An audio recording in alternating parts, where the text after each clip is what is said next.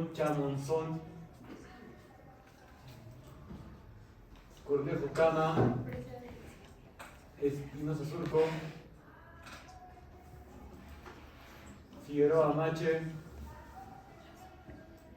Guamán El Mechoque, Guamán Delgado, Presente. Jairo Figueroa, Presente. Jack Sacaparó, Presente. Lucana Riquelme, Presente. Mendoza Núñez, Montesinos presente, doctor. Olivera del Castillo,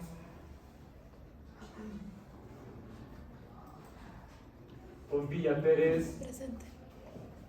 Pozo Sanabria, Presente.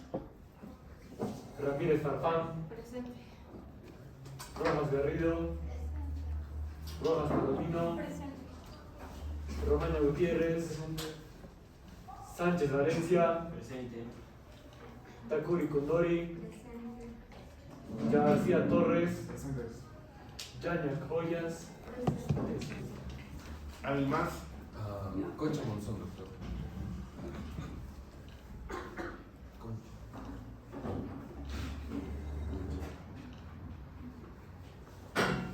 ¿Alguien más? Figueroa, doctor. ¿Figueroa Mache? Sí. ¿Alguien más?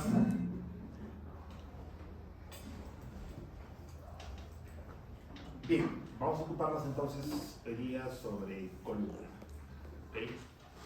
Entonces ahí los problemas más frecuentes básicamente son las radiculopatías producidas por hernias del núcleo pulposo y las fracturas.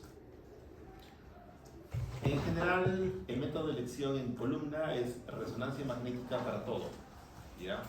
Menos para fracturas donde se usa todo, se usa tomografía, placa, como vamos a ver acá, ¿ya? Vamos a empezar a trabajar este tema, viendo un poco de video y un poco de lo que voy a enseñar.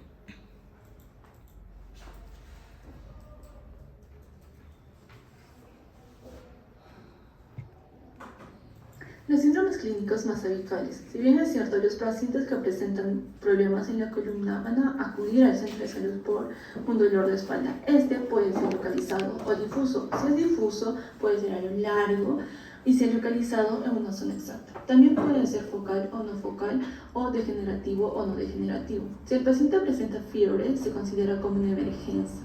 Hay dos divisiones, por una lumbalgia traumática, que puede ser de origen muscular o ligamentoso, y las metástasis vertebrales o infecciosas. También tener en cuenta sobre la historia clínica, en general, los antecedentes. ¿Cómo? Pregunta, ¿otro name? Lorena. ¿Qué significa degenerativo? Que con el paso del tiempo va a comprometer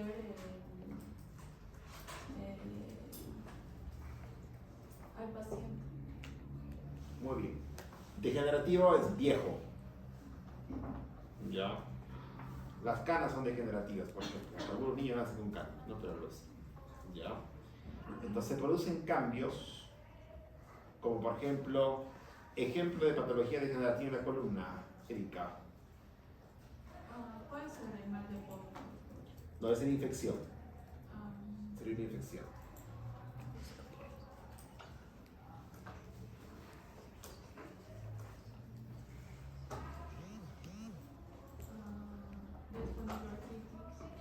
La espondiloartrosis. La artritis es inflamatorio, ¿no? La espondiloartrosis es degenerativa. Los picos del oro son degenerativos. Las hernias también podrían ser degenerativas. ¿Ya? O sea, desgaste de máquina es degenerativo. ¿Ok? Muy bien. Sigamos viendo. Como lo que es cáncer, fiebre, los escalofríos. Bueno chicos, entonces continuamos con lo que es un cuadro comparativo entre dos procesos patológicos, la mielopatía y la radiculopatía. Estas van a tener causas, principalmente las más frecuentes, como por ejemplo en la mielopatía va a ser un compromiso como tal por lo que vendría a ser un proceso de compresión mecánica, mientras que la radiculopatía suele estar asociada a lo que es un proceso de pinzamiento de lo que vendrían a ser los ganglios espinales. Van a haber ciertas enfermedades las cuales pueden estar causando cada uno de estos, por ejemplo la mielopatía, lo que es un proceso de, en este caso, una enfermedad extramedular o intramedular, y lo que es procesos de estenosis, es decir, una compresión como tal que puede ser pues más que todo pues externo, ¿no? Tenemos lo que sería una radiculopatía, en este caso principalmente se puede dar por lo que serían espolones, osteofíticos, también lo que serían tensiones discales, estenosis de la columna lumbar y lo que serían tumores. Los signos neurológicos de cada uno de estos se van a estar asociando a lo que serían ciertas manifestaciones, como por ejemplo el caso de la neuropatía, lo que es Babinski positivo, también lo que es la ataxia y lo que es incontinencia rectal y urinaria, ¿no? También tenemos lo que sería la radiculopatía, en este caso se manifiesta con debilidad y disminución de los reflejos en lugares específicos. De acuerdo al tratamiento, se me dice que la mielopatía como tal suele tener una recuperación en sí muy pobre, si es que como tal no se ha aplicado lo que es un tratamiento dentro de lo que serían pues las primeras 24 horas, o si es que como tal esté accedido las 24 horas, y pues sin tratamiento como tal, ¿no? Lo que sería la radiculopatía en este caso va a tener un pequeño retraso en lo que sería el tratamiento y como tal se nos dice que va a tener muy poco riesgo en realidad para lo que sería este proceso. La mejor técnica para ver cada uno de estos, en este caso, comparten una que es la resonancia magnética, pero lo característico es que en las radiculopatías también se suele utilizar lo que sería la tomografía computarizada con contraste intratecal porque pues, nos permite observar mejor lo que vendrían a ser ciertas afecciones a nivel específicamente de lo que sería la columna cervical. A continuación vamos a ver las técnicas. La tomografía computarizada con contraste intratecal porque pues Ejemplo de enfermedad que produzca mielopatía.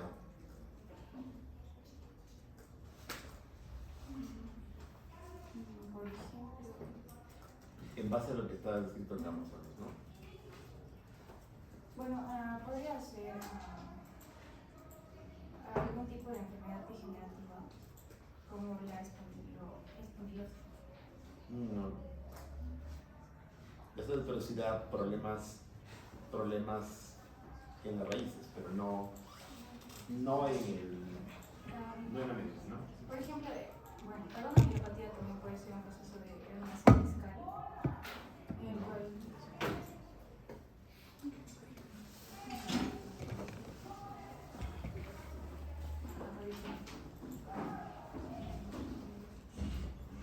Tengo un corte axial, tengo la médula espinal, y de la médula espinal nacen ¿qué? Raíces, ¿no? Esta raíz va a ir hasta dónde, en caso, digamos, de la parte lumbar, digamos. Hasta tus piernas, ¿no es cierto? Hasta tus piernas. Entonces, un ejemplo clásico de radiculopatía es algo que comprime el nervio y produce clásicamente la ciática, ¿no? La ciática. Ejemplo clásico, una hernia. Una hernia que te pince aquí, ¿no? Y te ahorque acá una raíz nerviosa y te produzca una ciática. Ejemplo, digamos, los picos del oro van para adelante generalmente, pero algunos picos del oro caprichosos van para atrás. Recuerdan que para atrás está la raíz espinosa, ¿no es cierto? Entonces lo podrían pinzar acá y morder. En cambio, patología de la médula, patología propia de la médula, o sea, que te afecta la médula, como dice ahí también, podrían ser cosas degenerativas, ¿no? Podría haber también, por ejemplo, un osteocito muy, muy grande que se meta acá, ¿no? Se meta acá. Generalmente, las lesiones de la médula son por compresión externa. Por ejemplo, un traumatismo. Me rompo la columna, pero un pedazo de hueso se me mete acá. O un latigazo, como dicen, ¿no? Se me luxa la parte cervical y al moverse esto me ahorca la médula o hasta me la podría seccionar. Entonces, la mielopatía me va a dar algunos signos clásicos que dice ahí, que son Babinski, que son ataxia y que son incontinencia rectal. Cuando se vea la médula, tiene bajación de esfínteres, ¿cierto? Cuando hay daño de la médula. Y como dice ahí, ¿no? ¿Cuánto tengo tiempo para solucionar el problema? Si se me ha metido un pedazo de hueso a la médula por un accidente, el neurocirujano tiene 24 horas de tiempo para descomprimirme la médula. Si no, se muere. Recordemos que la médula es como el cerebro, ¿no? Está hecha de neuronas. Las neuronas tienen su tiempo de vida, ¿no? En el cerebro 6 horas y ahí en el canal medular 24 horas, luego se muere. En cambio, la radiculopatía puede ser muy dolorosa. Una hernia, por ejemplo, cuando se inflama una hernia, el paciente le mete morfina, el dolor es brutal, en la pierna no pasa con nada. Pero aunque sea brutal el dolor, no va a pasar nada. Tú no puedes solucionar eso en un mes. El paciente igual va a caminar tranquilo después. O sea, no es una emergencia, digamos. Emergencia tratará el dolor, pero no el problema. En ambos, la resonancia magnética es el examen de elección. Antes, cuando no había resonancia, metíamos contraste intratecal, sacábamos microcefalorraquídeo y metíamos contraste para poder ver por tomografía algo.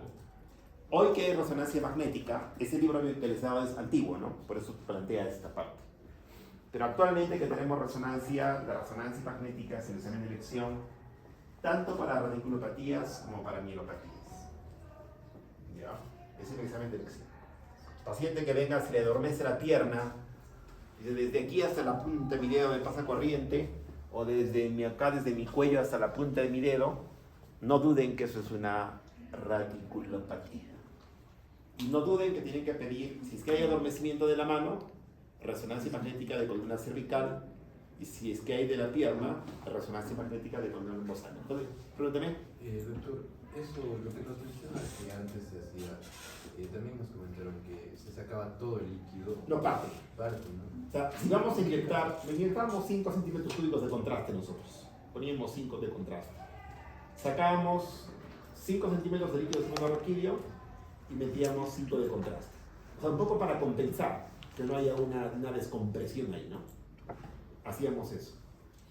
Actualmente no estamos haciendo ya para nada eso. Ya con resonancia magnética podemos ver todo y nos quedamos tranquilos y felices. ¿Sí?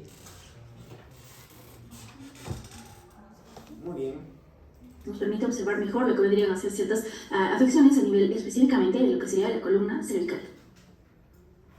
A continuación vamos a hablar de las técnicas de imagen. Primero vamos a hablar de la radiografía, que vamos a ver que es una técnica que ya no se usa mucho. Nos dice que es un procedimiento que ya no es lógico ni rentable, se optamos por la resonancia magnética. Y en sí se nos dice que en la actualidad solo se puede usar principalmente para lo que es evaluar un traumatismo en la columna. Se puede usar para ver lo que es el cribado de patologías agudas o también para ver la localización correcta de una lesión en el quirófano, ¿no? En sí se nos dice que la radiografía se nos puede aportar información sobre lo que son procesos degenerativos. Un ejemplo puede ser la formación extensa de osteofitos. Pero el gran problema de la radiografía es que no detecta cambios infiltrativos precoces, a diferencia de la resonancia magnética que sí lo hace. La placa de columna, en general, está bien. Se está usando actualmente, como dice ahí, ¿no? O sea, como un cribado. Cuando hay dolor de espalda por más de 3-4 semanas, piden placa. Se ayuda a ver procesos degenerativos y sirve para fracturas. Pero una infiltración de hueso, por ejemplo, por una osteomielitis, o sea, un mal de Pot, no lo voy a ver. ¿Ya? Y recuerden que la placa no ve el canal raquídeo, obviamente, ¿no? Solamente ve el cuerpo vertebral. No ve más que el cuerpo y los espacios. Detecta. Además, antiguamente la radiografía era la única evaluación, ¿no?, imagenológica dinámica que se tenía, ¿no?, en la flexión y extensión. Pero actualmente ya se tiene lo que es la resonancia magnética, que sí también puede ser una evaluación dinámica que nos puede hablar sobre lo que es una compresión medular postural. Entonces, vamos a hablar de lo que va a ser el mielograma. Vamos a ver que este casi siempre se pide junto a una tomografía. Y bueno, vamos a ver que se pide en casos complejos del postoperatorio o en pacientes en que la resonancia magnética está contraindicada. Vamos a ver que también los medios de contraste iónicos van a ser totalmente contraindicados porque pueden producir convulsiones, aracniditis o incluso la muerte. Ahora, ¿cómo va a ser este mielograma? Pues principalmente se va a empezar con lo que va a ser una función lumbar en lo que va a ser en L2 o L3, ¿no? Con el fin de que de evitar herniaciones, ¿no? Pero siempre para el uso de contraste se debe asegurar así. Entonces, ¿qué debemos de recordar del mielograma? Se llamaba mielografía en general. Agarrábamos contraste, igual que en el otro caso de la mielotac. Sacábamos unos 5 de líquidos de arriba y metíamos contraste y hacíamos placa simple. Ya, lo que tenía que recordar que esto es historia de la radiología. Ya. No hemos vuelto a hacer una mielografía desde el 2009 en caso de Cusco. En otras partes menos. ¿Ya? Como acá en esta fotito tenía sus riesgos. O sea, ahorita sería un pecado hacer esto para el día de hoy. O sea, el día de hoy no se debe hacer mielografías. Ya, estos son mielo-TC, ¿no?, que hacíamos antes. Esto no se hace tampoco, es que ya nos olvidamos de eso. Nos olvidamos de esa parte y vamos a hacer la parte que nos conviene hacer. Pero hay que recordar nada más lo que es historia de la radiología. De la absorción. La compresión medular va a tener diferentes diferentes causas y las más frecuentes que vamos a encontrar van a ser los tumores, los abscesos, los hematomas y las hernias. Dentro de los tumores vamos a encontrar una división intramural que se explicará más adelante. Ahora, en los abscesos la bacteria más asociada viene a ser el Staphylococcus aureus. Y en los hematomas nos pueden narrar antecedentes de traumatismo o también se puede dar de forma espontánea, mientras que en las hernias su origen viene a ser desconocido. Ahora, la región que viene a ser más afectada tanto en tumores, abscesos y hematomas viene a ser la región dorsal o torácica, mientras que en las hernias la región lumbar. La clínica y todos ellos comparten lo que es la aparición de dolor y un déficit neurológico por la compresión de los nervios, mientras que en mielopatías tumorales te narran como antecedentes osteooncológicos y en los abscesos la aparición de fiebre. En cuanto a la prueba de diagnóstico más útil, todos ellos comparten lo que es la resonancia magnética. En la figura nos narran que un paciente de mediana edad acude a consulta con una mielopatía aguda. En este caso, el examen de elección viene a ser la resonancia magnética para observar una compresión medular a nivel torácico. Se usó una secuencia sagital y axial potenciada en sentido 1 y en 2 para observar lo que es el espacio medular de forma detallada. Y en esta se encontró una masa de partes blandas epidural, los cuales fueron demostrados mediante estudios que fue un linfoma. Bueno, ahora vamos a continuar con la parte de lo que vendría a ser los diagnósticos diferenciales de qué tipo de lesiones que se van a encontrar en la médula.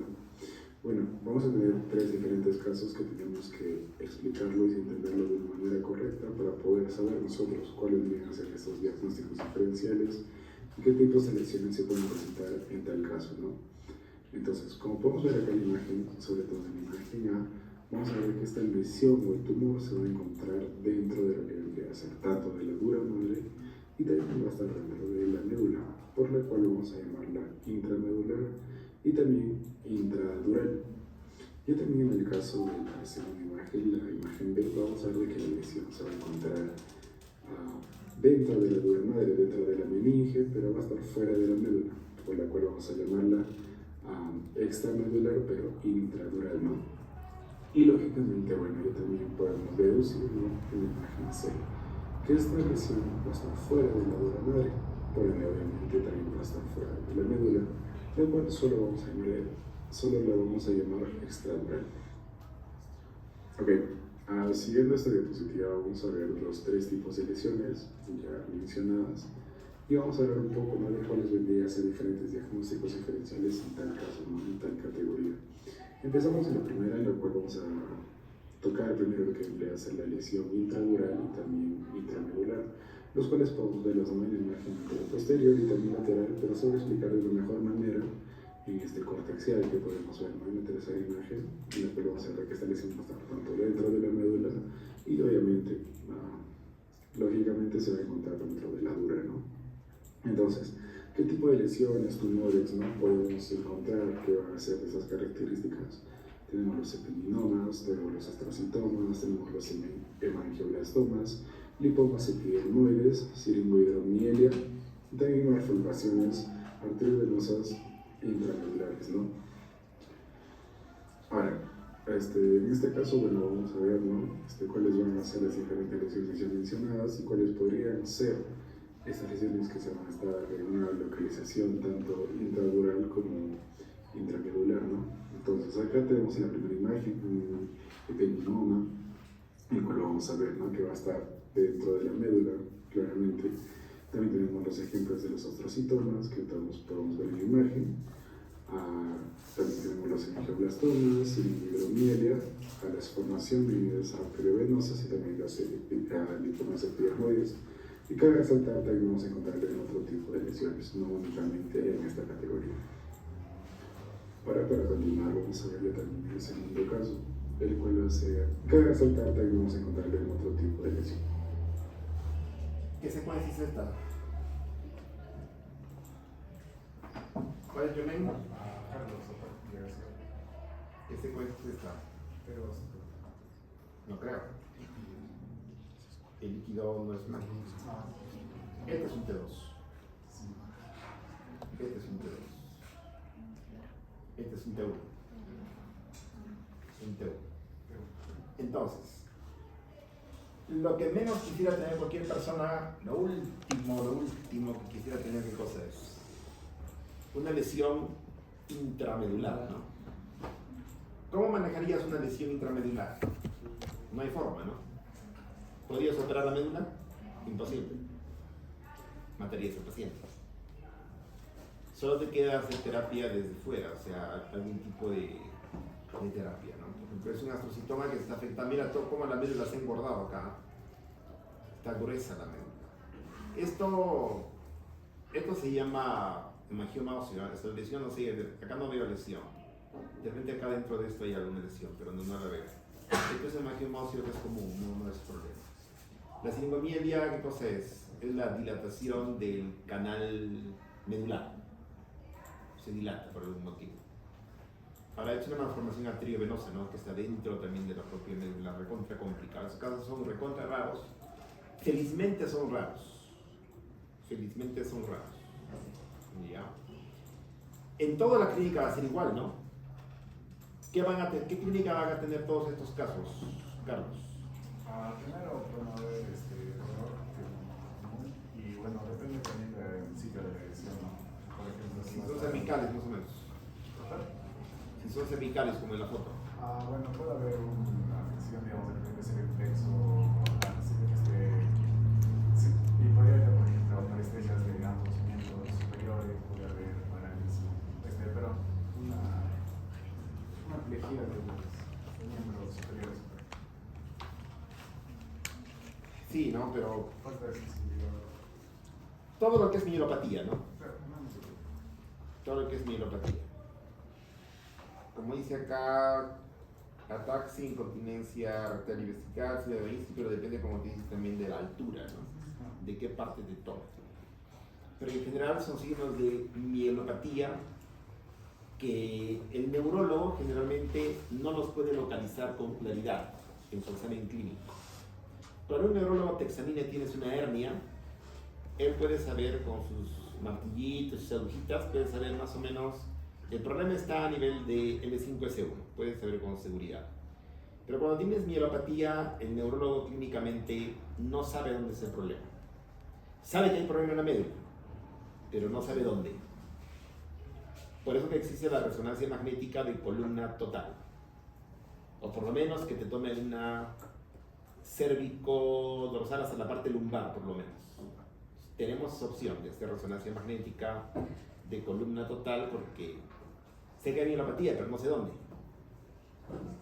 No sé dónde, esa cosa se me complica. ¿Ya?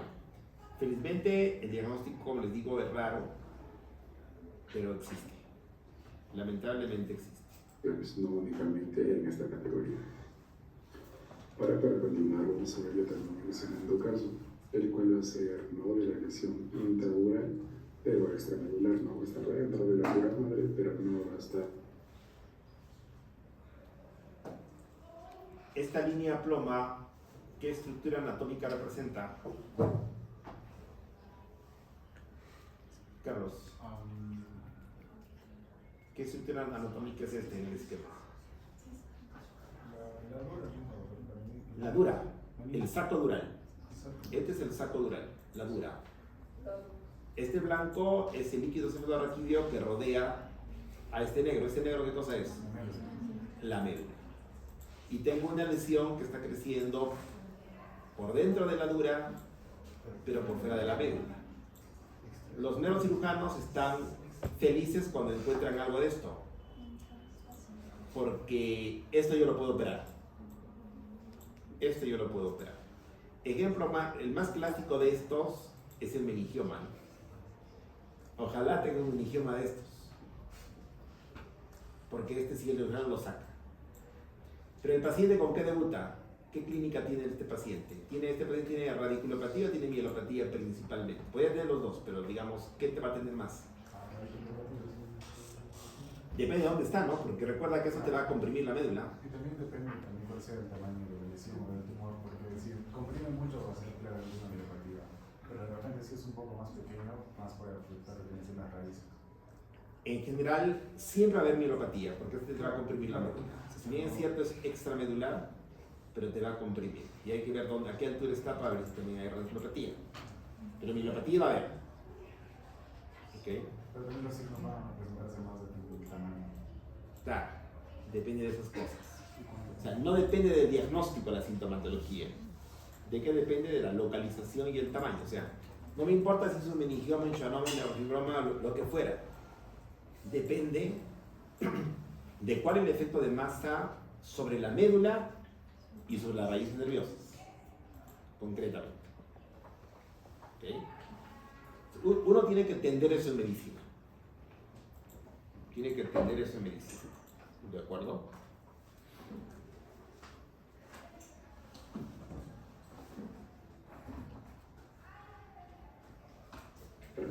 Dentro de la médula, ¿no? Como dice el nombre, tal cual.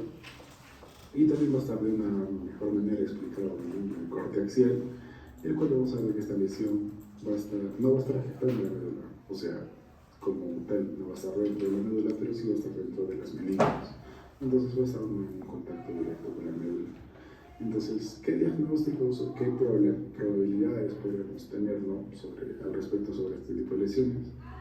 Los más comunes que vendrían a ser los meningiomas, los schwannomas, que bueno, como dice su nombre van a ser provenientes de las células de Schwann, los neurofibromas, hemangiopericitomas, linfomas epidermoides, que también, bueno, vimos que puede ser una causa, ¿no? Bueno, una lesión intramedular y intradural. También podemos tener, por ejemplo, quistes aracnoideas o también adherencias y también metástasis, ¿no? En la época de gota y también leptomeninges, ¿no? Y bueno, igual que el anterior caso, también vamos a ver diferentes, cómo vendríamos a reconocer, o bueno, cómo podríamos ver diferentes lesiones, ¿no? En lo que vendría a ser las tomografías o en las resonancias, ¿no? Entonces, en el primer caso, tenemos el meningioma, ¿no? Que va a estar claramente ahí, que vamos a poder ver, ¿no? Que no se va a encontrar en sí en la médula, ¿no? Pero sí va a estar en el espacio, dentro. En estos sí requiere un axial, ¿no? En sagital, bien tranca, ¿no? De ver esto, de dentro a fuera. Entonces, yo necesito ver siempre de siempre el sagital y el axial y el coronal y todo para definir. ¿Ya? Decir eso si es intramedular o si es extramedular e intradural es una de las cosas que más quiere el neurocirujano. ¿Ya? Ellos vienen con sus placas o vienen con su imagen, ¿ya?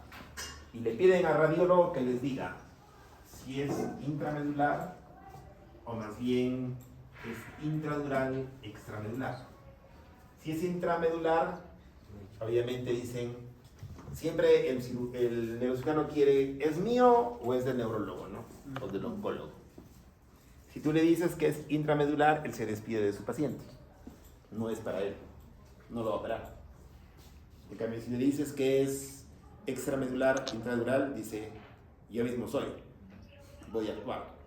La imagen se parece harto, ¿eh? Los radiólogos usamos varios criterios para llegar a definir eso. Eso es nuestro trabajo. Lo que ustedes tienen que saber es que la resonancia magnética es capaz de proporcionar los datos a radiólogos suficientes para que defina. Porque de esa definición va a depender entrar al quirófano o no entrar al quirófano. ¿Ya? Entonces, obviamente, eso es difícil, ¿no? Ese es mi trabajo. Los alumnos solo deben saber que el examen para eso que se puede lograr es resonancia magnética. Con los demás exámenes no sirven para nada, digamos, respecto a responder esa pregunta en particular. ¿Le interesa saber al neurocirujano si puede ser un meningioma, esas cosas? No. Él solo se ha interesado en saber si lo puede sacar o no lo puede sacar. Porque él sabe que va a botar la pieza quirúrgica al patólogo y el patólogo le va a decir finalmente qué es para luego continuar un tratamiento. No. Entonces, esos nombres no me deben marear. Cuando yo era alumno, empezaba a marearme, ¿no? Tanto nombre. Es una locura. O sea, no sé qué vainas. Y meningioma, y hemangiopericitoma, y no sé qué vainas. En el fondo, Eso no me interesa. ¿Ok? No me interesa. Solo me interesa saber si es intramedular o intrarraquídeo extradural. Y se acabó el cuento. Con eso yo estoy contento. Si bien es cierto, obviamente, por motivos de examen, obviamente uno tiene que tener la idea de qué lesiones son extraxiales, etc. Para un modo práctico, sí. Es una cosa un modo teórico, es un modo práctico el de la medicina. De las meningos, ¿no? En el segundo caso, la imagen, como podemos ver, nos presenta un schwannoma, pericitoma, ¿no? ¿No?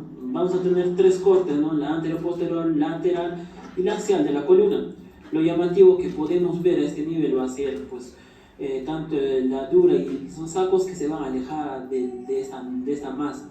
Y también vamos a ver que los ángulos que rodean el líquido cefalorraquídeo a esta masa va a tener un aspecto de mármol debajo de la alfombra, como se puede ver en la imagen. Y también algo llamativo, vemos que por presión de esta masa va a hacer que la médula espinal se ensanche, ¿no? Teniendo en cuenta, ¿no? Vamos a tener un diagnóstico diferencial degenerativo, donde va a estar el quiste herniario, quiste sinovial, osteofito, pagnus, dermatoide, y el no degenerativo vamos a tener metástasis, acceso, hematoma, expansión o invasión por un tumor primario, linfomatosis y epidural en este caso. Veremos Caso clínico, caso 29. En este veremos una mujer de 47 años. Se ensanche, ¿no? Debajo de la alfombra, como se puede ver, ¿no? Pregunta. Las lesiones extradurales.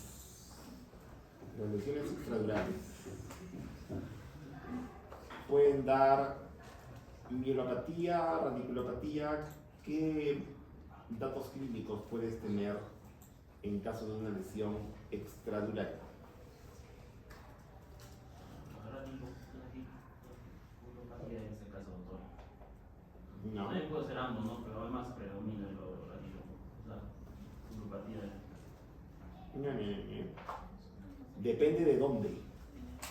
¿Dónde está? Recuerda que puede ser una metástasis. ¿Qué pasa si una metástasis en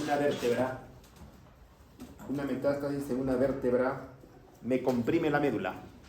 Una vértebra cervical. ¿Qué voy a tener? Mielopatía. Mi diagnóstico es una compresión medular. O sea, no es que la lesión esté en la médula. Es que un hueso se me ha deshecho. Una fractura, por ejemplo, ¿qué lesión te produce? Se rompe me rompes una vértebra completamente. ¿Qué tipo de lesión es? Extradural. Se ha roto un hueso, ¿no? Y me está apretando la médula. Me está produciendo mielopatía. Si me comprime una raíz, también me producirá radiculopatía. Pero en general, más esas lesiones producen mielopatías. A no ser que la lesión esté ¿dónde? Por ejemplo, en L5. ¿En L5 qué te comprimiría? La cola de caballo, ¿no? La cabo de equina, se me da un síndrome de cola de caballo. Entonces, el entendimiento debe ser que la sintomatología depende de la localización de la lesión. ¿Ya? Está a nivel cervical, dorsal, lumbar, y qué cosas te va a acabar comprimiendo esa lesión. ¿Ok? Muy bien. La causa más frecuente de lesión extradural en el mundo no traumático son las metástasis y los abscesos, y en el mundo traumático obviamente son las fracturas. ¿Okay? Las hernias también obviamente producen este tipo de lesiones.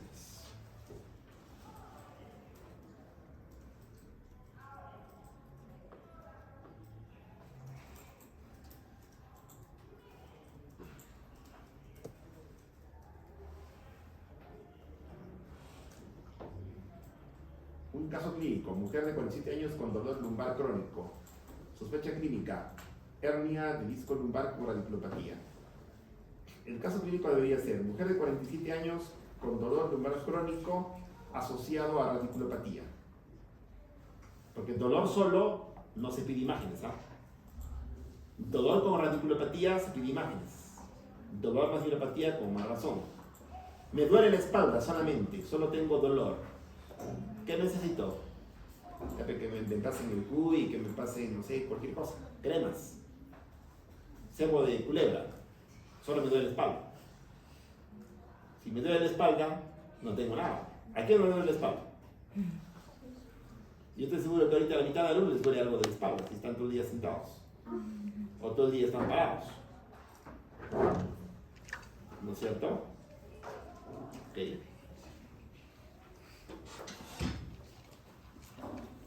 El médico tiene que estar acostumbrado a estar parado, ¿ah? Por un tiempo. Cuando sea jefe de servicio, harán 120. Ya has dicho, por eso en práctica están parados. Están paraditos. Yo me acuerdo, estaba yo en el hospital Neoplásicas. Había pasado de ser médico de posta a ser médico de un gran hospital y ya estábamos parados todo el día. Yo estaba en radioterapia, ¿no? Y estaba así. Y a mí me había agotado, era como a las 4 de la tarde, estaba así. Flores, el Neoplásicas está bien construido. No requiere que nadie lo soporte. Paraba ahí clavado. Al mes ya no me dolían los pies ya. Como todo en la vida es costumbre. Costumbre nada más. El primer mes me dolían los pies. Yo me acuerdo en esa época, cuando yo era residente, no había... Actualmente nosotros imprimimos placas obviamente a la luz del día, ¿no? Como es a toda iluminación. Pero en mi época había lo que se llama la sala oscura, la cámara oscura. Se tomaban placas y tú a oscuras tenías que poner a un revelador automático y las placas pasaban, ¿no? Era una sala más o menos de unos 4 por 4 metros cuadrados, había como 4 ventanas y ahí tiraban por todas las placas. Y al reciente lo metían ahí. Tenías que meter a tal velocidad que acababas trabajando con Vivirí. Sudabas brutalmente. Y botabas placas, que botabas. Y allí, no, de inicio es una locura, ¿no? Pues como cierran sus ojos y estabas así. Pues, todo el día con los ojos cerrados, oscuras, completas. Y el primer día me fallas. Malas las placas, todo, ¿no? A los 4 días estás adaptado, como todo en la vida. Actualmente los radiolos felizmente ya no hacen eso, ¿no? Porque todo es digital, como tu celular, igualito. Todo ha cambiado. Ya. Pero uno se va a ir adaptando a todo. A todo. ¿Ok? No puedes dejar de adaptarte, ¿eh? Ustedes no pueden dejar de adaptarse. Se van a adaptar a lo que aparezca para ustedes en su momento. ¿Qué pasaría si yo no quiero usar mi celular moderno? Ya la venden viejos, pues. Celular sin internet, pues sí ya lo venden, ¿no es cierto? Y los viejitos teléfonos ya no venden. Tienes que adaptarte a las nuevas cosas. ¿De acuerdo? ¿Ok? Y todo va a cambiar. Entonces, vamos a analizar este caso. Ya hay varios nombres para denominar las células. Ya. Pero vamos a analizar esta imagen. ¿Cuál es su nombre? Muy bien. Primero, este es el núcleo pulposo, ¿no es cierto? Este es el anillo fibroso. Y acá tenemos como el núcleo pulposo a través de una ruptura del anillo fibroso se va a meter hacia el canal. Esta lesión, ¿qué sería? ¿Qué tipo de lesión de las 3 mencionadas antes? Me han dicho que hay lesiones intramedulares, lesiones intradurales, extramedulares y lesiones extradurales. ¿Qué tipo de lesiones es esta?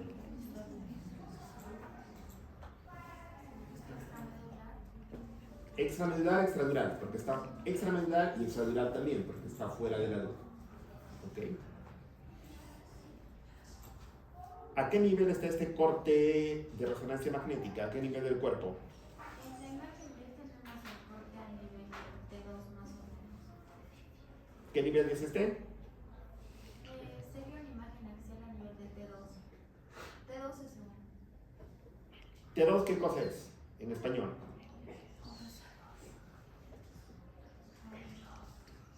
el No es ni T2 ni L2 tampoco. Entonces, observa bien esta imagen para que más o menos me digas dónde está. Empieza a analizar. Cuando uno ve algo, he dicho cuál es la técnica, tiene que acordarse de mí. Que veo, que pienso, que me pregunto. ¿Ya? Con calma tú analiza como un niño. O sea, no hay que complicarse la vida, ¿ya? Los médicos se complican la vida porque les da la gana. Entonces en la vida solo tienes que decir que veo, que pienso y que me pregunto. Obviamente, para eso debe ser un alumno de medicina, ¿no? Saber unas cosas básicas. Por donde sea puedes arrancar acá, ¿no? Yo me voy a orientar por donde sea. ¿Ah? Estaría a nivel de S1, pero en el estudio nos dice que es por... A mí no me interesa lo que diga el estudio. Me interesa lo que yo quiero saber de la foto. Podría ser, ¿no es cierto? Vamos a analizar. ¿Qué articulación es esta?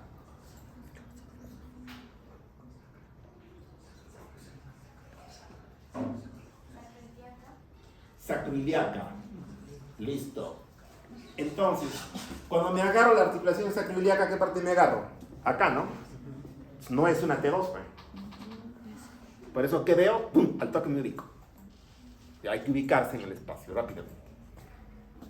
Y ahora ya desde el punto de vista ya más complicado, ya un poquito, pero no tan complicado como les he comentado, ¿no?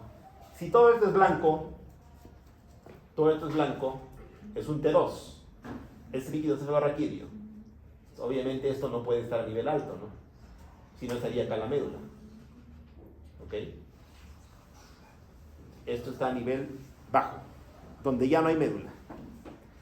Si no me muestran este pedazo y me lo cierran así nomás, yo diría, esto está por debajo de L2, con toda seguridad.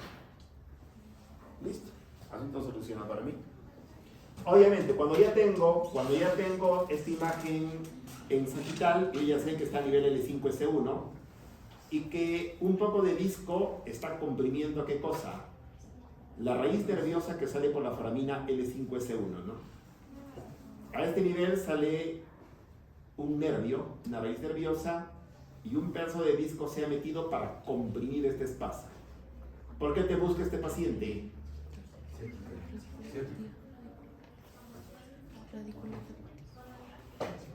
Radiculopatía L5S1, o sea, le arde la pierna, tiene una ciática en toda la pierna. ¿De qué lado? ¿Derecho o izquierdo? ¿Qué pierna le molesta al paciente? ¿La derecha o la izquierda? La izquierda. Hemos dicho que en medicina este lado de la derecha y este de la izquierda. Y el problema está en la izquierda. Entonces el problema del paciente, ¿dónde está? En la izquierda. ¿Ok? Muy bien. Hemos hecho un razonamiento. Ahora sigamos. Una mujer de 47 años con dolor lumbar crónico, donde nuestra sospecha clínica será una hernia de disco lumbar con radiculopatía. Ahora, nuestra modalidad de imagen de elección va a ser la resonancia magnética. Esta se da sobre todo cuando tenemos una sospecha de patologías en el disco intervertebral. Ahora, a la paciente se le tomará 3 imágenes. En la imagen A veremos que es una imagen axial ponderada en T1 y en S1 que muestra el material discal extruido ocupando el receso lateral izquierdo y a su vez estrechando el canal a este nivel. Esto lo veremos señalado en la flecha. Ahora, en la siguiente imagen, la imagen B, veremos que esta es una imagen axial ponderada en T2 y en S1. En esta se muestra un material discal extruido ocupando el hueco lateral izquierdo y está señalado por la flecha. Aparte veremos una raíz nerviosa, lo cual es la cola de caballo, la cual se está desplazando hacia atrás y estará ubicada exactamente en la punta de la flecha. Y para la tercera imagen tenemos una imagen sagital, la cual está ponderada en T2, que muestra el material del disco extruido que se proyecta hacia abajo e incide sobre la raíz nerviosa de S1, la cual está señalado por la flecha como podemos ver en la imagen. Perfecto. Listo. Entonces yo voy a dar algunos puntillazos finales en mi clase para finiquitar con este tema. Pero ya me han quedado más o menos las ideas. Ahora yo voy a dar el veredicto final. Pero ya tengo más o menos las cosas claras.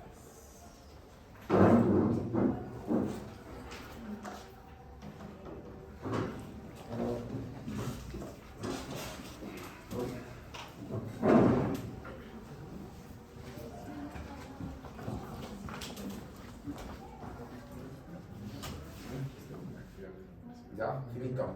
Ahí queda. Anda nomás.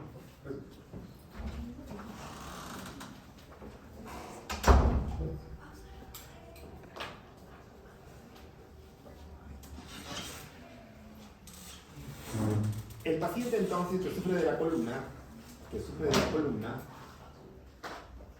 se va a buscar por dos motivos básicamente. ¿Ya?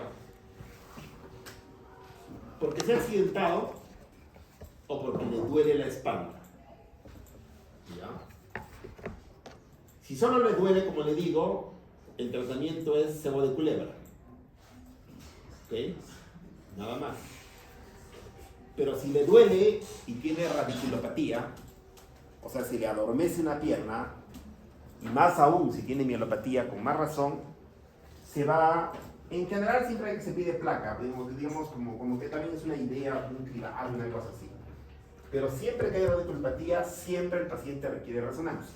Siempre. O sea, no es que la placa es normal y ya no. Siempre es que hay radiculopatía, el paciente siempre requiere resonancia. ¿Ok? Mielopatía con más razón va a requerir resonancia. ¿Ya? Segundo concepto. La columna no es como el vino. El vino más viejo, más rico. La columna más vieja, más degenerada. Eso me hace recordar a un amigo cuya chapa era el leucocito. ¿Por qué era el leucocito? Blanco y degenerado.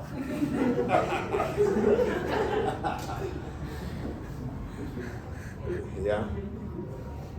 Entonces la columna se nos va a degenerar a todos. Todos. Nadie se salva de la vejez. Nadie.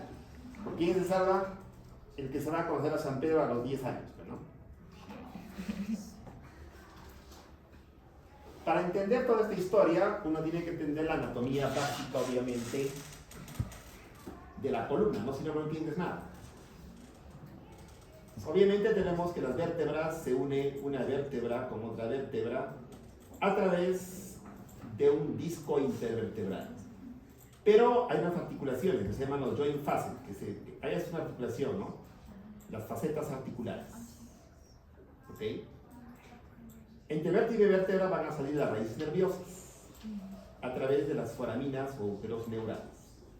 Justamente estos se pueden pinzar por diferentes motivos y producir radiculopatías. Diferentes motivos, pero no, el motivo principal son cambios de tipo degenerativo. ¿Qué estudios tenemos para ver la columna? La placa simple, la tomografía y la resonancia magnética. Solamente 3 métodos y no hay más que los 3.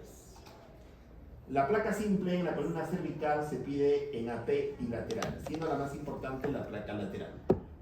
¿Okay? También existen las placas oblicuas, que hacíamos para qué? Cuando no había resonancia magnética ni tomografía, para ver las foraminas. Si esto estaba estrecho, ¿qué razonábamos? Que el paciente tenía una radiculopatía. Hasta ahora se sigue haciendo, obviamente, estas placas. Pero siempre vamos a acabar pidiendo tomografía o resonancia magnética, según el caso. Antiguamente hacíamos una proyección que se llamaba transoral para ver la apófisis odontoides y las láminas laterales del atlas para ver si estaba roto o había luxaciones. Actualmente esta placa, digamos, es una placa de recuerdo. Una placa de recuerdo porque ha entrado tomografía con fuerza, entonces ya no hacemos esto. Ya fue. Lo que les van a pedir en el hospital que pidan cuando vayan a rotar neurología y neurocirugía son placas funcionales que se hacen en hiperflexión y en hiperextensión buscando ¿qué cosa? El desplazamiento de una vértebra sobre otra que se llama alistesis. Normalmente no se debería desplazar, ¿no? Ni para adelante ni para atrás. Si yo muevo el cuello, ya sea para adelante o para atrás, las vértebras no se deben desplazar. En la parte lumbar, basta con pedir placa AP y lateral. ¿En busca de qué? De un marcianito, algo así como el cerebro teníamos un chinito, acá hay un marcianito. La apófisis, las facetas articulares de la vértebra inferior sobre la superior producen las orejas. Ya, producen las orejas, acá hay las orejas. Los ojos, que están por acá, son los pedículos. La apófisis espinosa es la nariz. Las orejas son las apófisis transversas, las dos orejas, y la cresta de este marcianito es la apófisis espinosa superior. Y tengo mi marcianito ahí. ¿Ok? Mira qué bien se ven las facetas articulares, ¿ah? Las carillas articulares que bien se ven, miren aquí. Se ve excelente. Y miren los ojos, los pedículos que bien se ven. En la lateral tenemos que ver que las vértebras no se desplacen una sobre otra. Tenemos que ver los discos que no estén pinzados.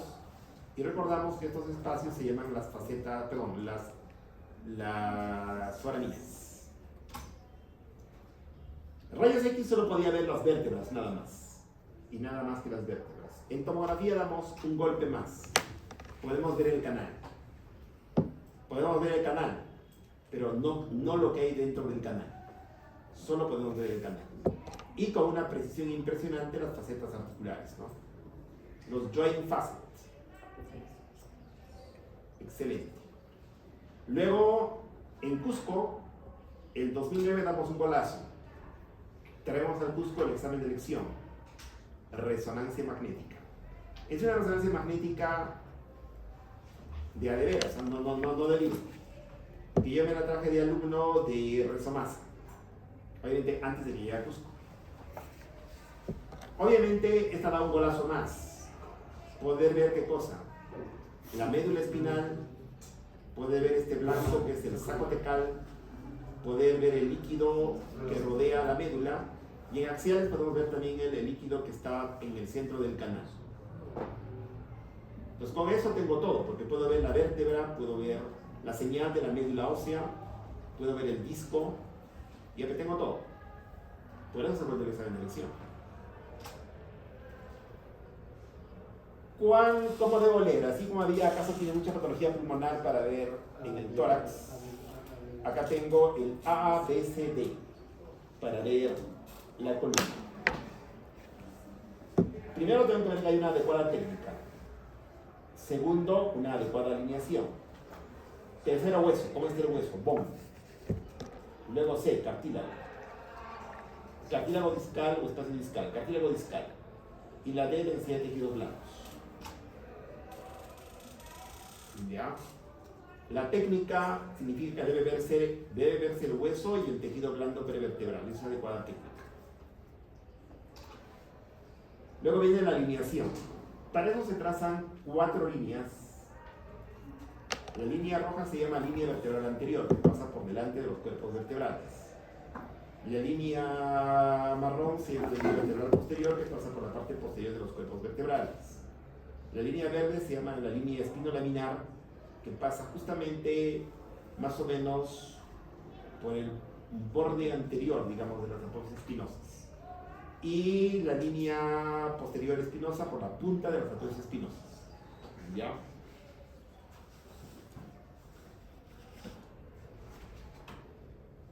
Elizabeth Alejandra Rojas Garrido.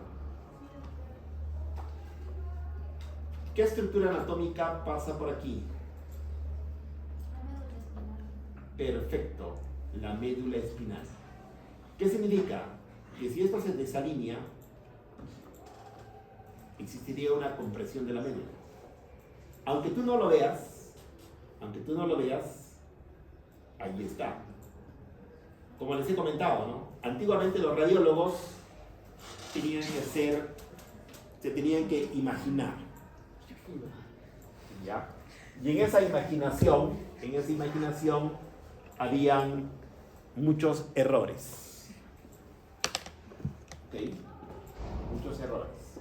Actualmente los radiólogos tienen que ver las cosas. Tienen que ver las cosas y dar diagnósticos de precisión. ¿Ok? Mi maestro decía, ¿no? Hace 50 años, los radiólogos que solo veían en 5 densidades eran los más vagos de su promoción y los que no servían para nada. Los que no servían ni para traumatólogos podían ser radiólogos. Solo tenían que ver 5 cosas y hablar cualquier tontería. ¿Ok? Hace 50 años. Actualmente, como les he comentado, los radiólogos somos los papis de la medicina.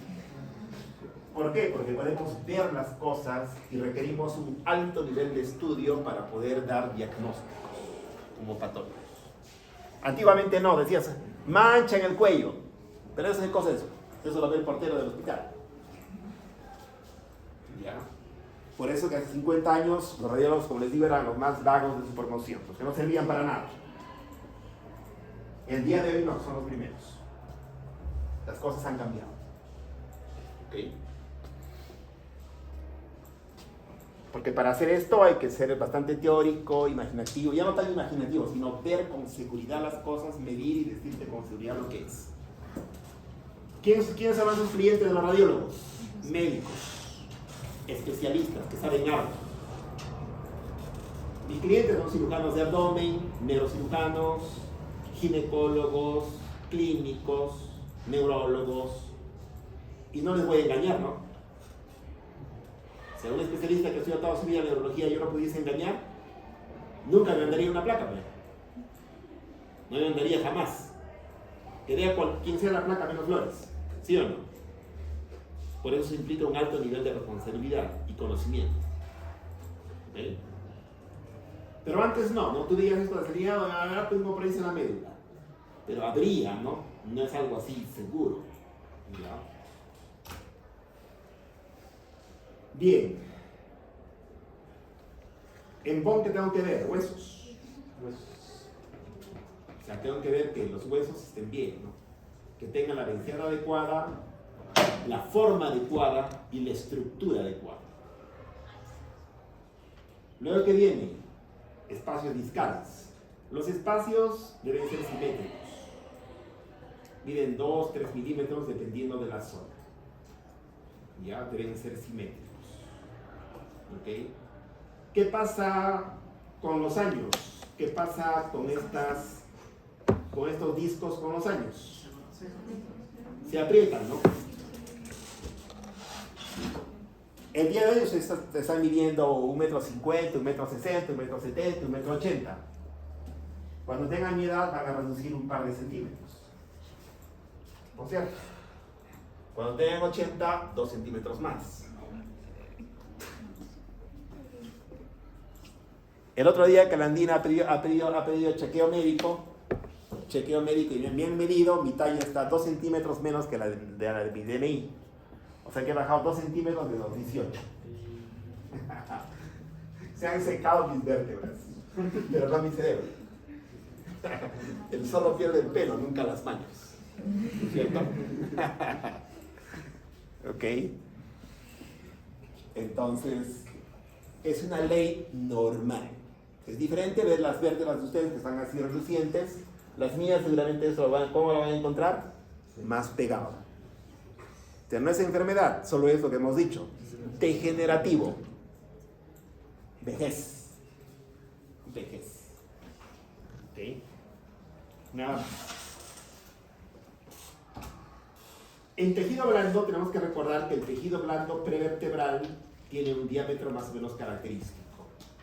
No es bueno dar números, antes daba números, ahora no, solo miro y digo está mal o bien simplemente. Pero yo puedo ser capaz de ver el tejido blando. Es la letra D, de dedo, tejido blando. Con eso he cumplido con ver mi placa, mi resonancia, mi tomografía. Lo mismo, A, B, C, D para todo. ¿Ya? Patologías. Primero los traumatismos. El trauma, el paciente que se cae del techo. ¿Ya? O juegas fútbol y te resbalas. O te golpean y vuelas al piso. Juegas bola y te das tu resbalón. Te caes, te golpeas el cuello. O estás en un carro y tienes un latigazo en el cuello ahí. Te pasa algo. ¿Sí? Al traumatizado, al que llega, se le ha tenido traumatismo, se le pide placa simple. Siempre y cuando tenga estas dos condiciones. Esté estable y esté consciente.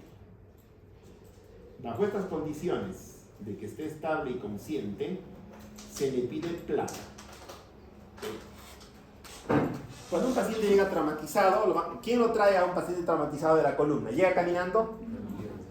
¿Lo traen familiares o lo traen bomberos? Lo traen plano, en una tabla dura, ahí, de plástica, dura. A veces llega con su collarín. Entonces tú le tienes que hacer tomar su placa ahí con su collarín nomás. Si todo está normal, el paciente ya puede moverse. Mueva su brazo, ya mueve. Mueve su pierna, mueve, listo, vaya a su casa y lo tiene. Pero basta que en la placa veas una rayita, una cosita mínima veas en la placa y el paciente encima te dice se me está adormeciendo el brazo, así, ya pasas al siguiente estudio, que es tomografía. ¿Ok? Entonces, las placas son insuficientes, porque yo tengo que ver qué cosa. Si hay compromiso de canal. Si no hay compromiso de canal, felicidad para todos. Si hay compromiso de canal, estoy fregado. Entonces, puede haber un fragmento de hueso y requiero tomografía. La tomografía es la mejor técnica para ver fragmentos de hueso. Pero cuando sospecho que este hueso se ha metido a la médula, ¿qué tengo que pedir? Resonancia magnética, que es el único método capaz de ver la médula espinal. En conclusión y en forma práctica, los que se han fracturado les van a acabar haciendo placa simple, tomografía y resonancia. Todo sin contraste, no se requiere contraste. Todo sin contraste. ¿Qué tengo acá?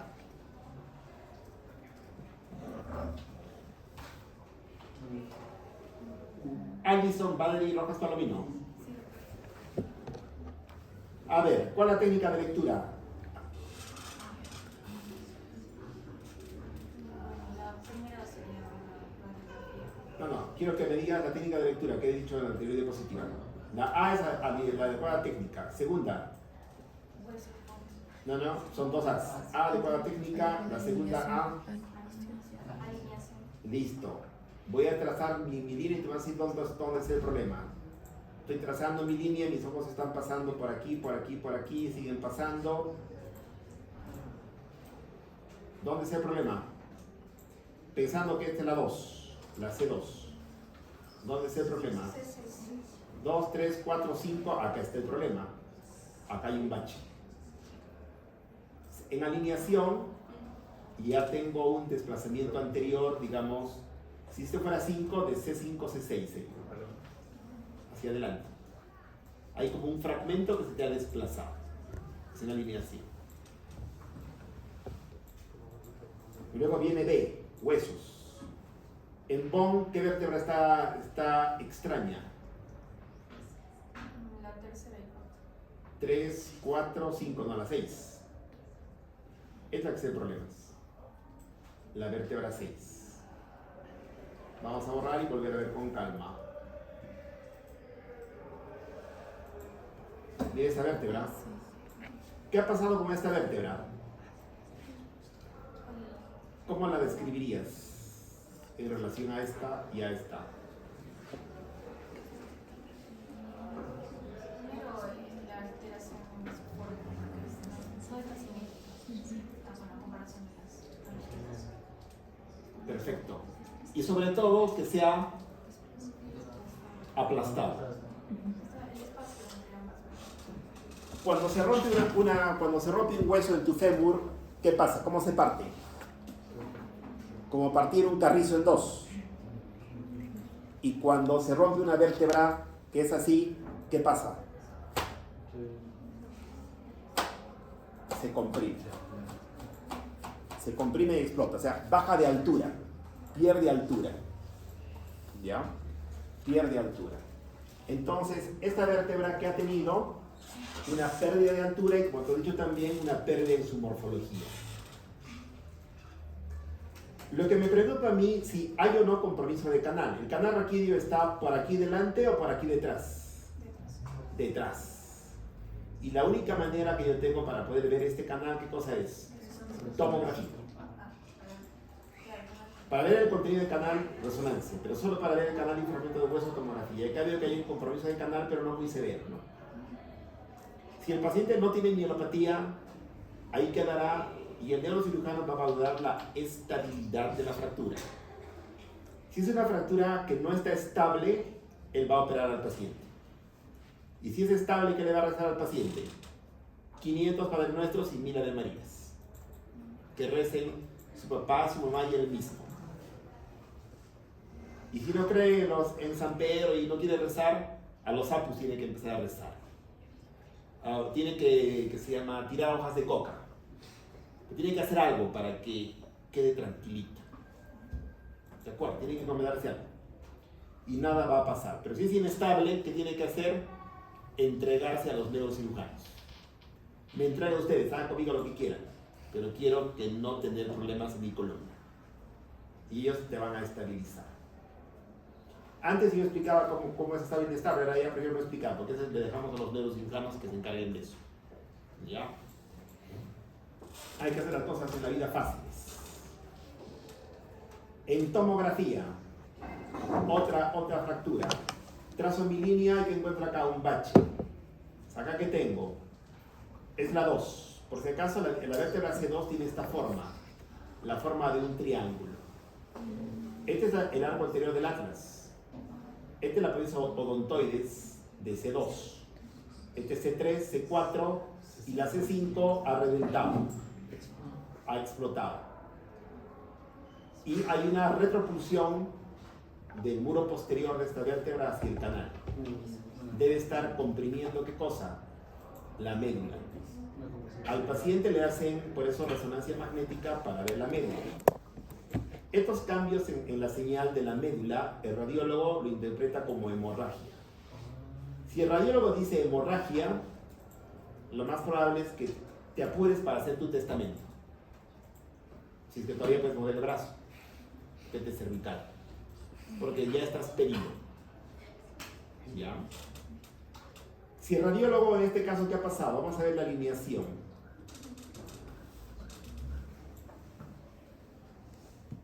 Katy María Takuri. ¿En qué vértebra está el problema? Esta es la C2.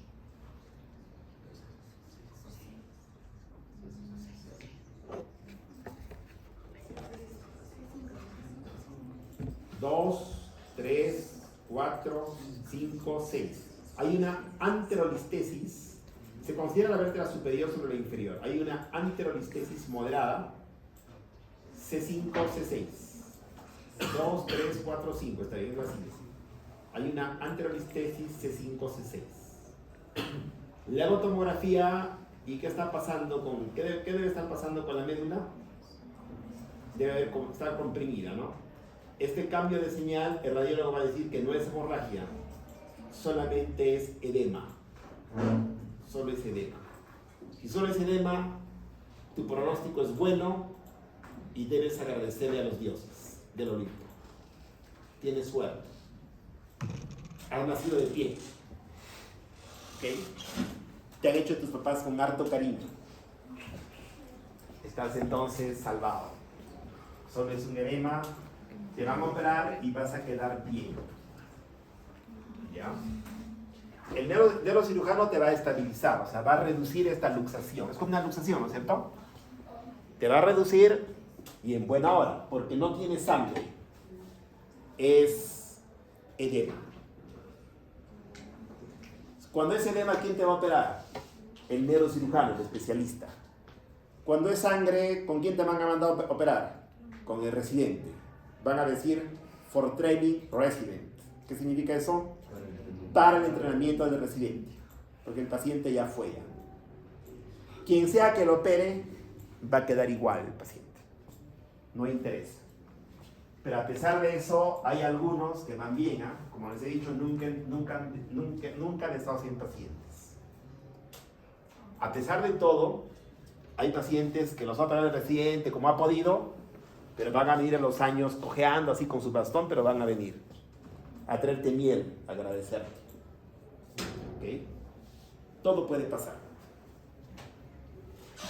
No se cumplen las cosas como está en el libro, ¿ah? Recuerden que es estadística. De 100 pasan no sé cuántos, pero de repente tú eres ese unito que le va bien, eres tú. En buena hora. Y ese unito tú lo has operado. Ya te endiosas, ¿no? Estoy contento, yo lo operaste así. Mis manos son santas. ¿No es cierto? Manos santas. Manos sagradas. Había, me acuerdo, cuando yo estaba de residente de Puerto Rico, llegó un negrito a la residencia. Y en el INEM los residentes son molestosos, entregados. O sea, el pobre negrito lo tenía sin vida. Le decían al negrito, acá en Perú los negritos juegan al fútbol, cantan o bailan.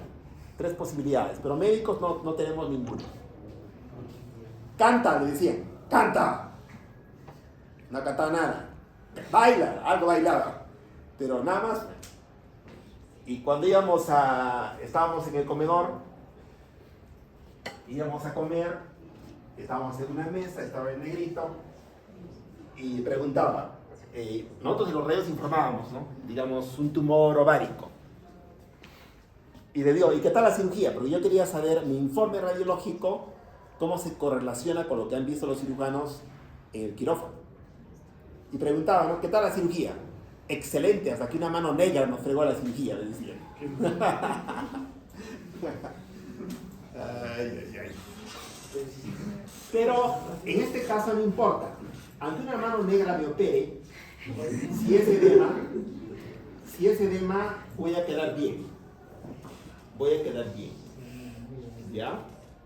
Eso está claro. Patología degenerativa. Degenerativa hemos dicho que es vejez. ¿No es cierto? ¿Qué pasa cuando estás viejo? En alineación, las facetas articulares se vencen y voy a tener, por ejemplo, acá una listesis, ¿no? En alineación. En huesos que voy a tener picos de loro, osteofitos.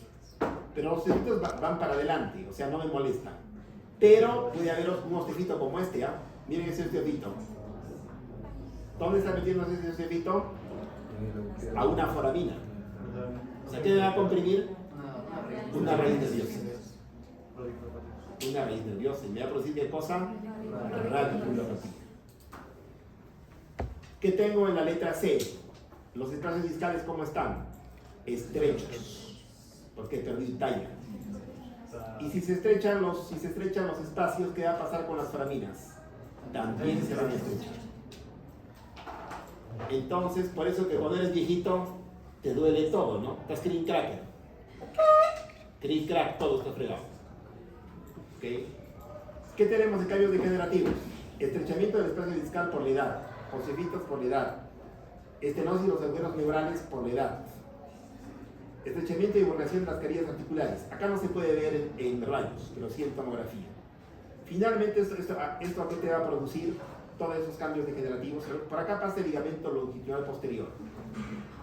Se va a engrosar también y finalmente te va a estrechar el canal y te va a producir lo que se llama canal estrecho. ¿Ok? Vejez. Eso se llama vejez. Los osteofitos se ven así. Como digo, la mayoría no dan síntomas, excepto cuando van hacia atrás. Que eso es las pocas veces. Esa enfermedad degenerativa te va a llevar a qué cosa? Te va a llevar... Esto es degenerativo, ¿no? Miren cómo está el disco. Bien. El disco viejo, ¿cómo está? Pegado y con presencia de aire. Se llama fenómeno de vacío. Los radiólogos informan como fenómeno de vacío eso. Pero entonces... No, en general nos indican que la presencia de aire se da porque los tejidos blandos al chocar liberan nitrógeno. Correcto. El radiólogo puede ver esto y como choca, como dice, ¿no? Choca casi hueso con hueso, produce eso y produce un fenómeno. Pero si esto está pegado, ¿cómo está esta faramina?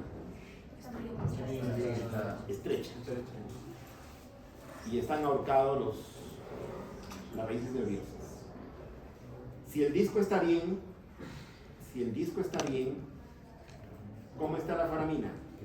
Amplia. Si el disco está estrecho, ¿cómo está la foramina? Reducida. ¿Y por ahí quién pasa? La raíz nerviosa. Hernias discales. Hemos dicho un anillo fibroso y el núcleo pulposo, ¿cierto? Edgar Rodrigo Romaña. ¿Esta vértebra a qué nivel está? ¿Qué vértebra es esta? Es la cecil. Es torácica. ¿Es torácica? Normalmente son las cervicales. Es una cervical. Perfecto. Esta es una cervical. Las cervicales pueden tener esto, ¿no? Muy bien. Esta hernia, ¿qué está comprimiendo? La raíz nerviosa. ¿La raíz nerviosa de qué lado? ¿Derecho o izquierdo? Haz de cuenta que es tomo. ¿El paciente por qué te busca? Dolor y adormecimiento del brazo izquierdo. ¿Esto lo pueden operar o no? Sí, lo pueden operar. Si no pueden entrar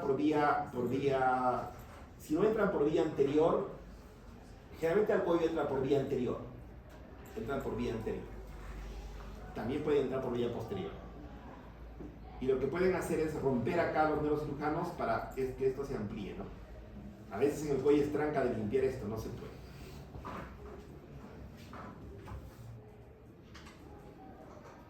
Carlos Joaquín. Lorena Yañac.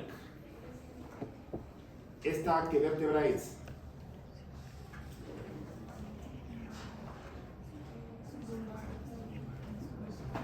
¿A qué nivel está más o menos eso? El lumbar, correcto. ¿A qué nivel aprox?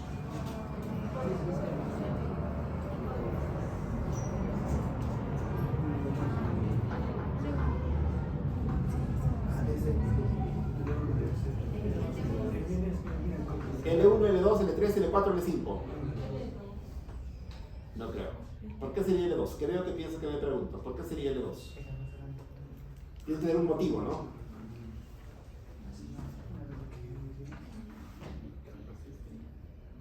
¿Qué veo que pienso que me pregunto?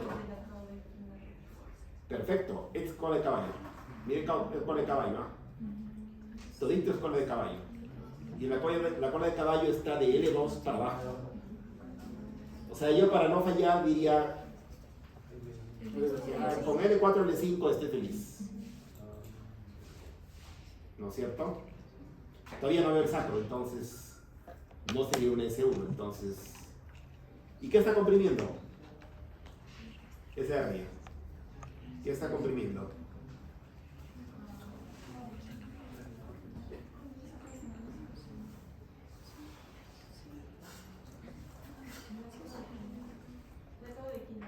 Uno, la cauda está comprimida, correcto. Y dos, perfecto. La raíz nerviosa, digamos, si fuera, digamos, L5S1, ¿de qué lado?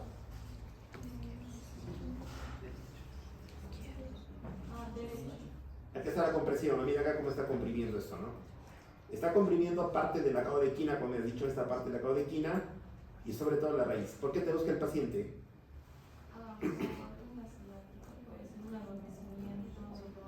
Una ciática en todo el miembro inferior derecho. ¿No es cierto? El paciente dice, doctor, me empieza a doler acá y me quema hasta la punta del pie. Y cuando le levas el pie, el paciente va a gritar, va a gritar cuando le levas. ¿Cómo se llama el signo de hacerse leve? La serie recontra positiva. ¿Okay? ¿Y qué le vas a pedir al paciente inmediatamente?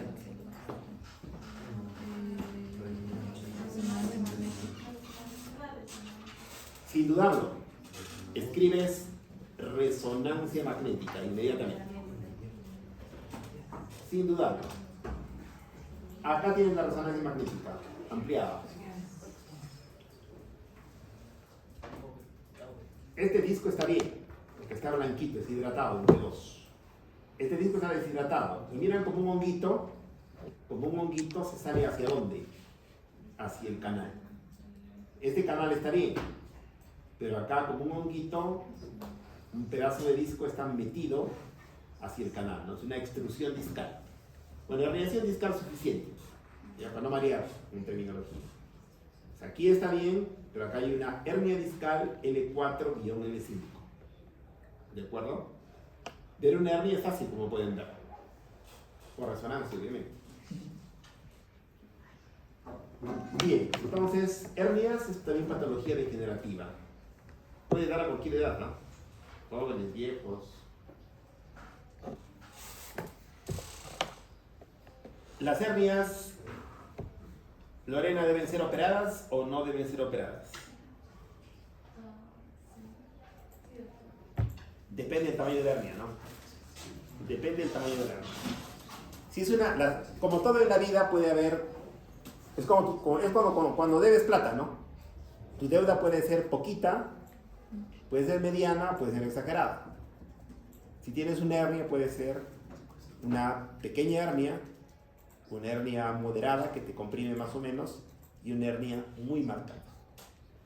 Entonces tu decisión va a depender de eso y sobre todo de quién, de tu paciente, cómo está. Una operación es algo trascendental en tu vida, que puede cambiar tu vida. Entonces, en general, el manejo primero es terapia física. ¿Cuándo se opera? Cuando tu vida se ha trastornado. ¿Ya? Si el día que no había, por ejemplo, ascensor y no podías subir porque tenías tu hernia, subías hasta el primer piso nomás, estabas pepeado con morfina, no sé, con alpazo, un montón de medicamentos potentes que hay, recontra pepeado, pero no podías subir, te dolía, y estabas ahí. Te han metido terapia física, te han metido zona, te han metido hierbas, todo. Y no resulta, ¿qué tengo que hacer? Operarme nomás. No me queda de otra. Pero si bien pepeado puedo venir acá a mis clases tranquilo, bien pepeadito, tomo mis pepes. ¿Por qué? Luego de tu operación, ¿qué pasa? ¿Qué pasa luego de tu operación? Donde te han roto te han hecho una lamirectomía, crece un callo. O sea, crece, así como cuando te cortas, tienes un queloide, igualito crece en la zona quirúrgica. ¿Y ese queloide qué hace? Lo mismo que la hernia. Te vuelve a comprimir el nervio. Y reoperar, recontra tranca. Por eso la operación se deja ¿para cuándo? Para el final. Primero deben tratarte los quiroprácticos, deben tratarte los de terapia física, ¿no? Los fisiatras. Si son buenos, ya pues solucionan el problema. Y al final, cuando ya nada se puede hacer, te operan, ¿no? Te operan. Pero la cirugía nunca es la primera elección. Nunca. ¿Ok? Nunca de nunca.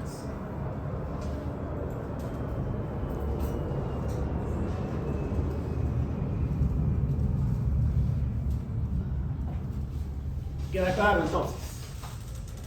¿Ya? ¿A quién van a mandar a operar, he dicho? A su suegra, ¿no es cierto? La mandan a operar rápido. Suegra, tienes una hernia. Si no te operas, tú mueres. Ya, te opera. Pero a tu mamá jamás. A tu mamá jamás. ¿Ya? Que no te lo opere.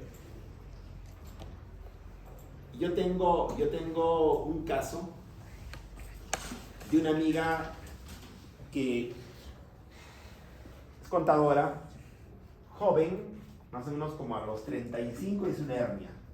Su dolor era tan brutal que decía, opere, que me cago, que me muero, porque el dolor le enloquecía. Brutal. Le han operado, pero le ha quedado como secuela un dolor crónico hasta el día de hoy. Que para recontra mareada por la cantidad de pastillas que toma. Porque ha hecho una recidiva, o sea, se ha vuelto a crecer. Incluso le han metido un aparato en el abdomen que emite unas ondas especiales para bloquear el dolor, pero ni eso le puede bloquear. ¿Ya?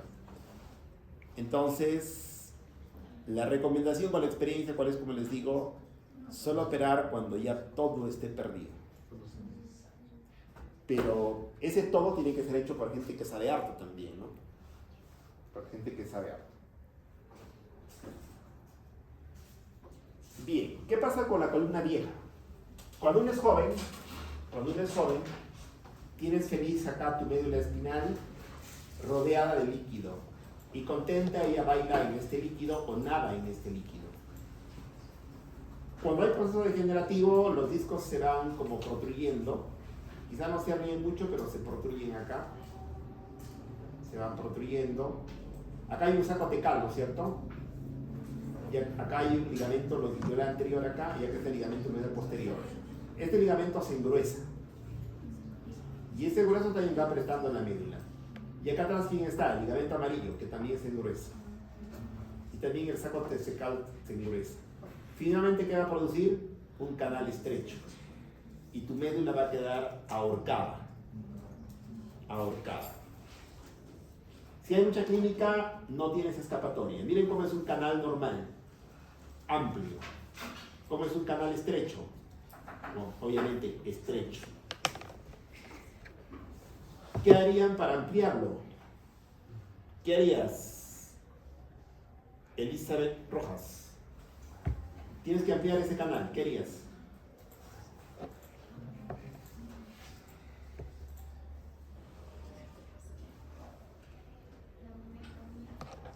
Correcto. Tienes que romper las láminas. Estas son láminas. Tienes que romper las láminas. Lo que se llama laminectomía. ¿Para hacer qué cosa? Que acá, ya sea la médula o las raíces nerviosas, bailen en ese líquido y no estén ahorcadas. Pueden hacer su bailetón cómodamente. Y no están así apretadas, ¿no? Si el neurocirujano, ¿qué cosa tiene que hacer? Tiene que romper las láminas. ¿Ok? Y ampliar el canal. Ahí sí no hay de otra, ¿no? O sea, no hay terapia física que valga ahí. Hay que romper las láminas. En clínica, no hay de otra. Básicamente la neurocirugía en la columna es una cirugía ¿de qué? De dolor. El paciente se opera por dolor, si no, ¿para qué te operarías? ¿No? Y el neurocirujano te va a decir, ¿no? ¿Cuántas pastillas tomas? 10. Te ofrezco a bajarte a 2. Si un neurocirujano te dice que te voy a bajar a 0, es un pinocho. Es un pinocho. ¿Ya? Te puede bajar, ¿cuánto ya? De 10 pastillas, no sé, tomas todos los analgésicos, de 10 a 8 y luego con los tiempos puede ir aumentando, bajando. O sea, los cirujanos de columna operan para que tu dolor baje y no tomas tanta pastilla. Pero no te lo pueden eliminar por completo. ¿Ok?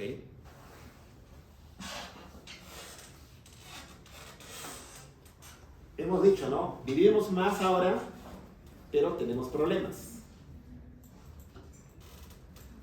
Pero para eso, ¿quién está? Los médicos. Ustedes están estudiando para eso, ¿no? Para tener chamba. Gracias a que vivimos más, hay más pacientes, ¿no? Felicidad para todos, ¿sí o no? Todos contentos. ¿Ok? Si nos muriéramos a los 40 años, te enfermas casi de nada.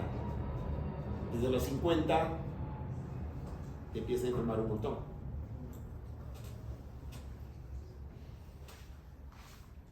Esto obviamente es procesos degenerativos, ¿no? Esto se llama... Acá hay una hipertrofia de la articulación facetaria, ¿no? Todo se engruesa, todo se envejece y finalmente el canal se estrecha. La espondilolistesis es el desplazamiento de una vértebra sobre otra, ya sea degenerativo o traumático. Y lo contamos en porcentajes. Si es un 25% se llama leve. Si es un 50% se llama moderado. Moderado. O sea, hay una anterolistesis leve, moderada y severa. ¿Ya? Leve hasta 25, moderada hasta 50 y más de 50 es severa. Obviamente esto hay que estabilizar, ¿no?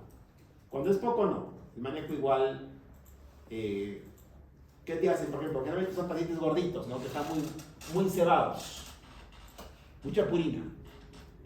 Mucho vitao. ¿Ya? ¿Qué le dice el neurocirujano? Baje de peso.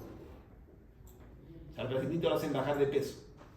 Lo colocan en un conejo, tiene que comer zanahoria y alfalfa. Lo enflaquece. Y con eso se salva del neurocirujano. Le dice, ¿no? O bajas de peso o te corto. ¿Qué te queda? Bajar de peso nomás. Bajar de peso. Ahora también cuando te va a operar, ¿qué te dice? Te opero, pero si pesas 70. Vas a un nutricionista y te receta comer piña una semana. Comer, ¿ah? No hay jugo. Todo el día masticar eso. En una semana tienes 10 kilos menos. Y tu fecha de operación está programada en el hospital para el, no sé, ¿el día que día estamos? De 20, 21 de noviembre, ¿no? 1 de diciembre te operamos con 10 kilos menos. Y la gente baja.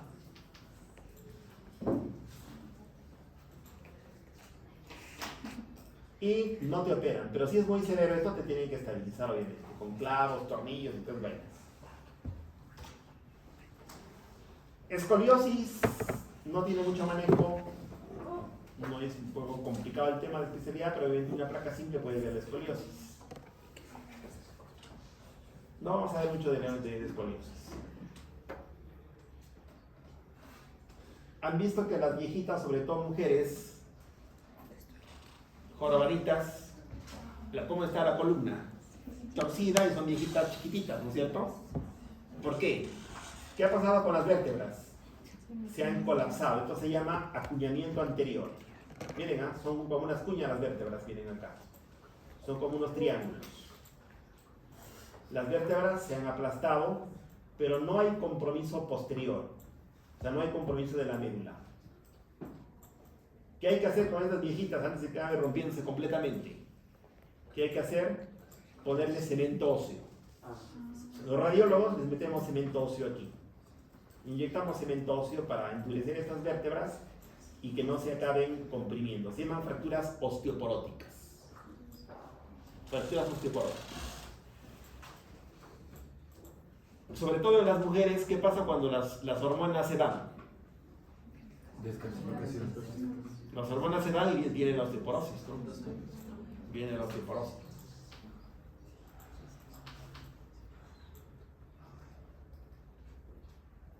Entonces los reumatólogos les recetan calcio, alendronato y no sé qué vainas más. ¿Ok? Entonces, y hay a veces osteoporosis muy marcadas. ¿Y qué te producen también? Una cifosis, ¿no? O sea, estás con la columna doblada, ¿no? Doblada tu columna completamente. Acá está lo que estaban explicando. Pues eso ya no voy a explicar mucho porque ya hemos más o menos entendido bien. Estaban explicando bien.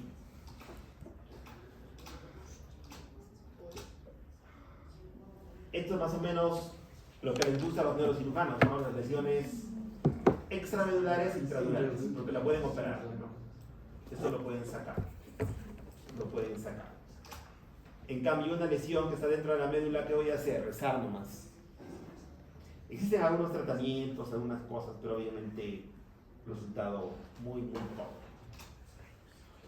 En nuestro medio, ¿qué vamos a encontrar? ¿Qué vamos a encontrar? Infecciones que pueden ser piógenas. Piógenas significa gérmenes comunes. ¿Y granulomatosas qué cosa es? Tuberculosis, brucelosis, hongos. Y lo más frecuente en columna, ¿qué es? Tuberculosis. El mal de Pot. ¿Qué hace el mal de Pot? Se come el disco, se come un disco y se come 2 vértebras adyacentes. Yo le llamo el signo del sándwich.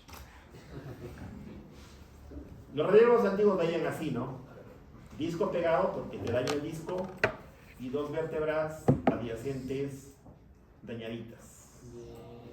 Y recuerden que hay una pus, leche Nestlé, que está. Pero lo veían así antes, ¿no?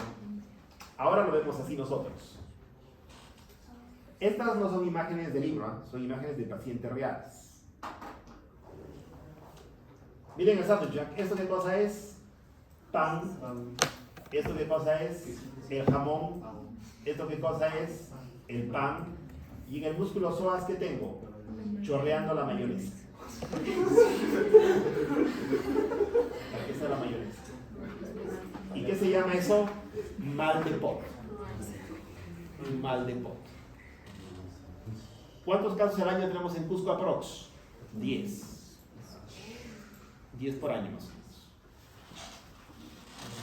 Yo me acuerdo cuando venían a preguntarnos sobre estas placas,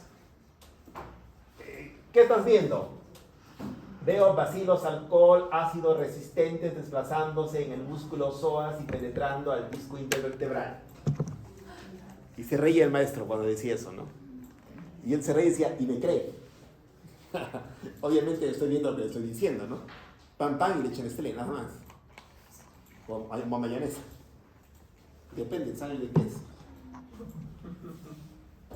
Entonces, eso se llama osteomielitis disitis, ¿no es cierto? O disitis osteomielitis. En nuestro medio, obviamente, el 99.999% son tuberculosis. Pero en otros sitios donde hay brucelosis, es brucelosis. O en sitios donde abunde el hongo, es hongo. Ojo, para nosotros, estéreo. Pero el diagnóstico que hacemos los radiólogos, preferimos decir disitis y osteomielitis de las vértebras adyacentes. Hallazgos clásicos de mal de Pot. Algo así no sabemos. ¿Qué tengo acá en sagital? Igual, ¿no? Lo mismo. Tengo el disco está inflamado, pues blanco. Las vértebras adyacentes están enfermas, como pueden ver. El rectus también. ¿Qué tengo en este paciente? Igual acá, ¿no? Acá tengo, miren cómo se ha destrozado una vértebra completamente. Ya. Esta ya se ve mejor. Creo que con eso terminamos. Se me han destrozado casi 2 vértebras acá. O sea, ¿qué se llama lo que produce la tuberculosis? Calcium. El calcium se mete al canal raquídeo. ¿Y qué me comprime? La médula. ¿Esto qué cosa es? Una lesión extradural. ¿Pero qué ha acabado comprimiendo qué cosa? La médula espinal. ¿Esta enfermedad se ha producido de un día para otro o en mucho tiempo? En mucho tiempo. En mucho tiempo. Por eso no hay que ser simplista, ¿no? Doctor, me duele la espalda. Paracetamol. Tú tienes que examinar a tu paciente, ¿no? Y yo estoy llamando la atención a los médicos jóvenes que entran en COVID al hospital. Digo, el COVID ha terminado. Tienen que calatear a su paciente. Hablar con su paciente. ¿Qué hacen sin tocar al paciente? De miedo, así. Uno tiene que agarrar al paciente. Interrogarlo. Camine usted, muévase. No me duele la espalda, se me va al otro lado. Y no le piden nada. Le piden placa, no se ve nada. Normal, le van a su casa. Y el paciente llega a este nivel. Este paciente no ha venido hoy día al hospital, ¿no? De hecho que habrá venido varias veces. Pero no le han pedido lo que deben pedirle. Ok. Siempre el maestro decía, ¿no? Viene un viejito a la consulta y se sienta en tu silla de examen. Está sentado el viejito acá. Sentado acá en la silla de examen. Ustedes lo examinan y le dice, el viejito le dice, no doctor, tengo demasiado dolor en la pierna derecha. Y el médico le responde, es por su avanzada edad. Y el viejito responde, doctor, mis 2 piernas tienen la misma edad, ¿por qué no me duelen las 2? ¿Te estás haciendo qué cosa? Que eres recontra burro. Si le duele solo una pierna, ¿qué problema tiene? Algo, radiculopatía. Radiculopatía, papay. Está diciendo eso. Pídeme resonancia y no fregues. ¿De acuerdo? Recuérdenme con esto. Cuidado que el paciente lo dejen fregado y lo hagan llegar al cerebro. Si le duele una pierna es por algo. No es por las puras. A ver. Vamos a hacer cómo está mi rol. ¿Cuánto me falta? 20 minutos. Podría hacer una clase más entonces. De otro tema. Haré traumatismos de huesos.